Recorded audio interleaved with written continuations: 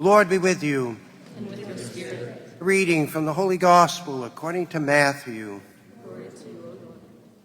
Jesus said to his disciples, "You are the salt of the earth. But if salt loses its taste, with what can it be seasoned? It is no longer good for anything but to be thrown out and trampled underfoot. You are the light of the world. A city set on a mountain cannot be hidden, nor do they light a lamp and then put it under a bushel basket. It is set on a lampstand where it gives light to all in the house. Just so, your light must shine before others, that they may see your good deeds and glorify your heavenly Father." The Gospel of the Lord. Praise to you, Lord Jesus Christ.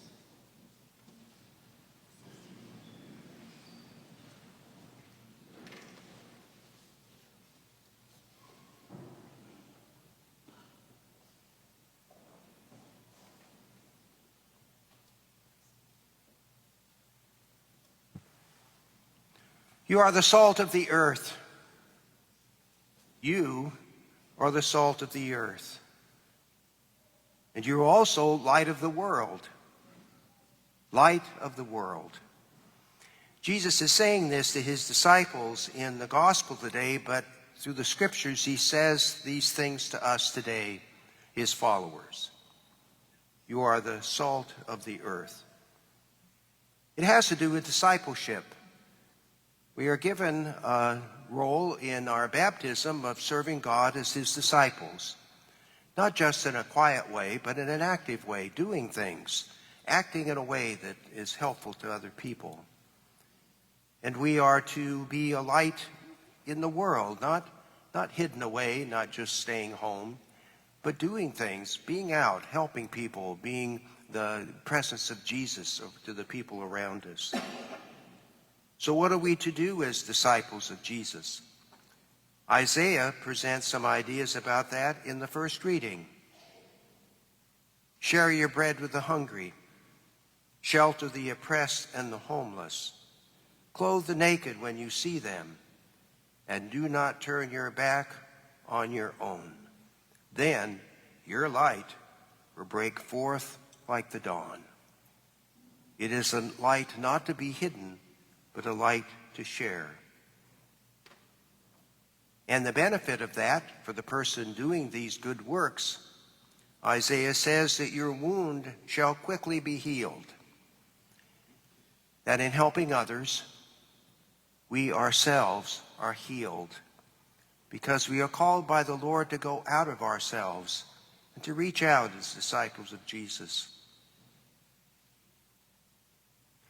Last week, I began a reflection upon the Beatitudes, using Pope Francis's apostolic exhortation, Gaudete et Exultate, that is, rejoice and be glad, which he issued in 2018. And in that exhortation, he has a chapter on the Beatitudes. And like I said last week, well, I couldn't pass that up. The whole message is done for me by the Holy Father. So we talked about 2 Beatitudes last week. We come to a third one today. Blessed are they who mourn, for they will be comforted. Blessed are they who mourn. Well, Francis said the world tells us exactly the opposite. Entertainment, pleasure, diversion, and escape make for the good life. The worldly person ignores problems of sickness or sorrow in the family and all around him. He averts his gaze. The world has no desire to mourn. It would rather disregard painful situations, cover them up, and hide them. I have not yet seen a card at Hallmark that said, "I am sorry for your troubles." We want to avoid all of that in this culture. We don't want to see people in pain. We don't want to hear about their troubles. We don't want to be disturbed by the bad things happening to them. But just ignore them. That's what our culture teaches us. But we are called by the Beatitudes to reach out to them, to mourn with those who mourn. Blessed are they who mourn. We're not mourning about ourselves. We're mourning with the people around us. We are called to stand with them, mourn with them, not ignore them. And through that process of reaching out to others, whether it's through good works, sharing bread, feeding the hungry, sheltering the oppressed and the homeless, that we heal ourselves. The Lord heals us. It's sort of like when you start having children, and they're okay when they're little tiny kids. That's not very challenging. But it's as they get older, they present to us issues that impact us. Things they're doing reminds us of things that are happened to us in our lives. They encounter issues at school or in the community, touches us about, ooh, that happened to me. Or I made those decisions, or I almost did. And as they get older and move into the high school age, it gets even more confrontive because they start dealing with social and academic issues that, looking back on our lives, we need work on. And so in a good way and in a good sense, we grow up with the kids. We get better as they grow up because by them being with us, we are forced to face our own issues. And so we're called then to reach out to others and to